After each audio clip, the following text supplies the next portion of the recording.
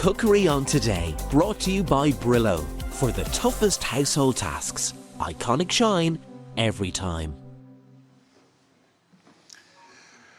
Sinead, yeah, we're here in Nano Nagle Place. We were supposed to be outdoors, but it has been raining, some really heavy showers, so we decided to stay indoors, Wade Murphy. We're probably safer here, are we? We're safer here, yeah. Definitely, without doubt, definitely. Listen, it's a beautiful place, though, isn't it, Nano Nagle it's gorgeous, Place? Absolutely stunning, yeah. The gardens and everything are amazing, yeah, absolutely. Right in the middle of the city, you'd never think it. You'd never think of it, yeah.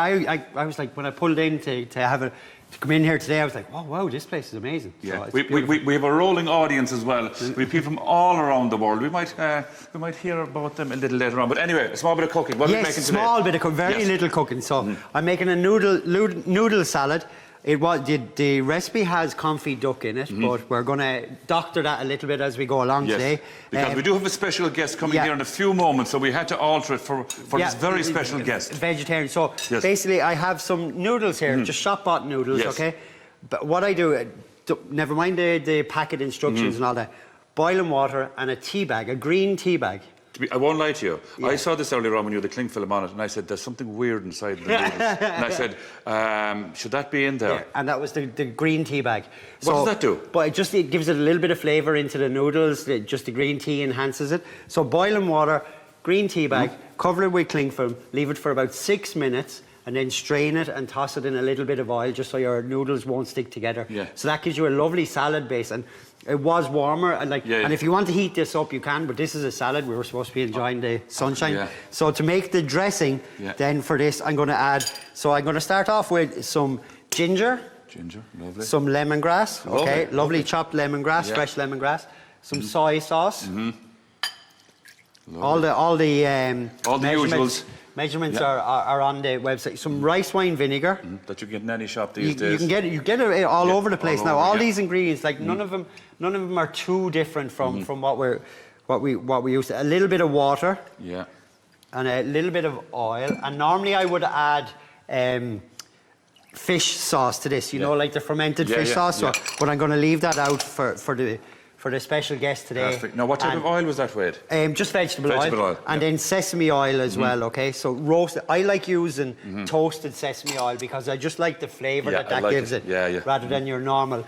And then in with some sugar, okay? Some castor sugar. Some sugar. That was done with very quickly. You see how I did that really quickly, just so people didn't. And the faster you put it in, the more it doesn't exist. The more that right?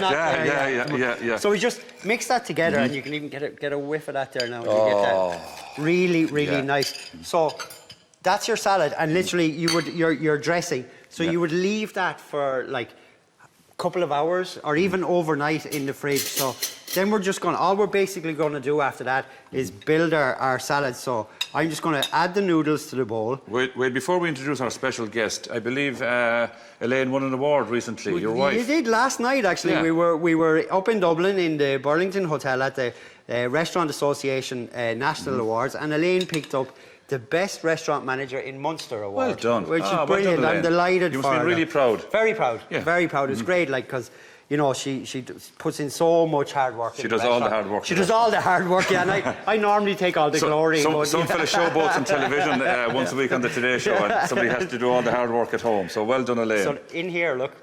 Oh, mint. Basil, coriander. It doesn't say basil on the recipe, but I love mixing mint, basil and coriander together for any kind of Asian salads, okay? As you're walking away there, Wade, and we're going to introduce our special guest, and he is the Bishop of Cork and Ross, Dr. Fenton Gavin.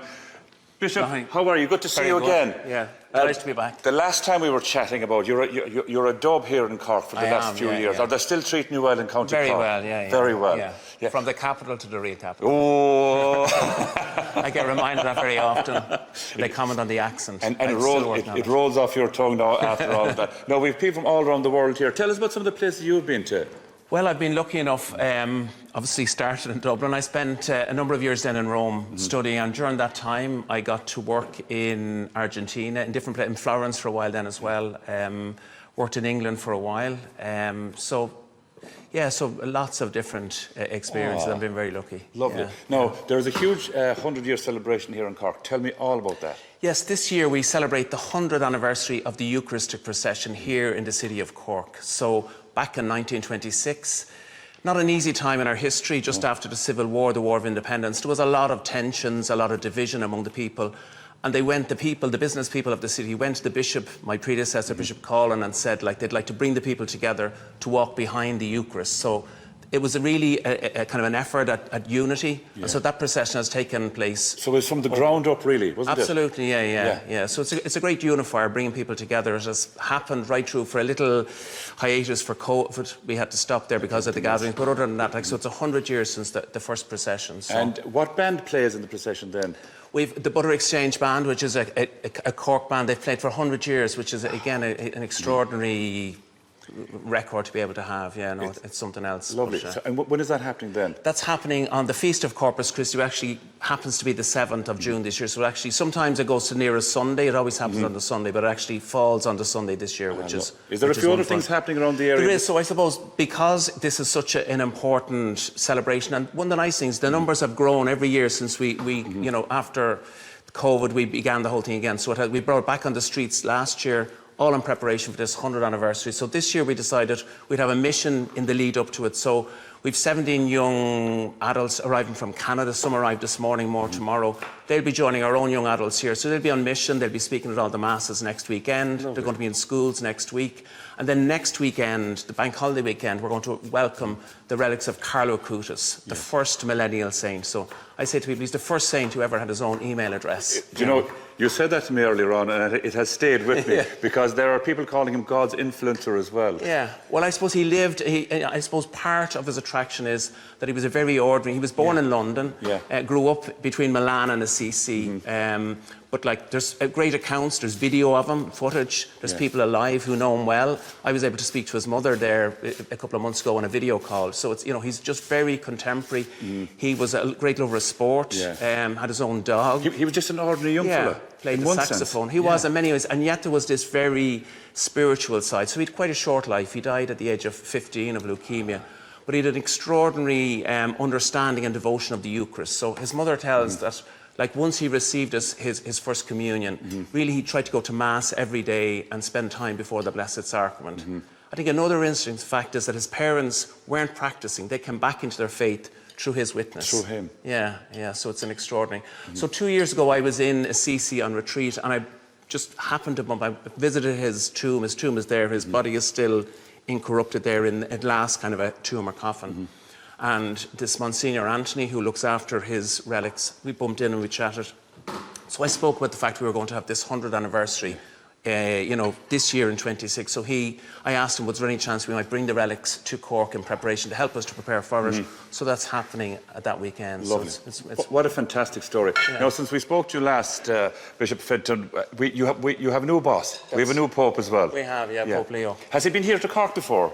I understand he was here 3 times. So he was the Prior General of the Augustinians. Yes. And we have the Augustinians here in Cork. So he would have come as a visit, as part of his visitations each time that he was kind of Superior General. So he had a few terms as Superior General, So he might come back again, do you think? Please God, He also has another connection. So our priests worked in Peru. They had a very strong mission there, the Cork and Ross mission to Peru. He would have worked with some of those priests back as a newly ordained Augustinian as well. So there's strong connections. Lovely.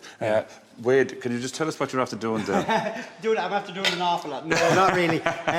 So I just added some sliced cucumber battens, some Chinese cabbage leaves. I've dressed the salad a little bit. Some carrots that I just cut into little carrot ribbons, okay? Yeah. And then I'm going to dress here. So this is the bishop's, okay? So I'm going to finish that with some... You've got a special one there. Finish that with some chopped give you a fork, shallots, Bishop, as crispy well. shallots, toasted peanuts. Yeah. And then yours, I'm just going to dress again. And yours, I'm going to finish with some confit duck. Lovely. That I just roasted in the oven and picked the meat. While Wade is putting on that, tell us about the special prayer you have here. So we composed a special prayer there. You can just see that was the Eucharistic procession last year. You can see the stained glass from our cathedral there. And Carlo then is brought into the picture. About maybe a month ago, Monsignor Anthony, who was the curator of the relics, said, I'm going to be meeting the Pope in a private audience. Is there any chance you could get the prayer card sent to me? So he sent the prayer card. And you can see there, the Pope wanted to send us, so with my blessings, Pope Leo XIV. So you can just see it there. So again, it's a lovely memento. So we have these printed then, so people will be able to get a copy of this as they come to visit the relics on the bank holiday weekend. Lovely. Now, Bishop, there's your lunch for you. Thank you. Wait, this is absolutely beautiful. No problem Thank at you. all. So much flavour in there. Sinead, Nice, back to you in simple, studio. We fresh. have plenty more to come. We've a bit of coal and everything. We'll see you in a while. Cookery on Today, brought to you by Brillo. For the toughest household tasks, iconic shine every time.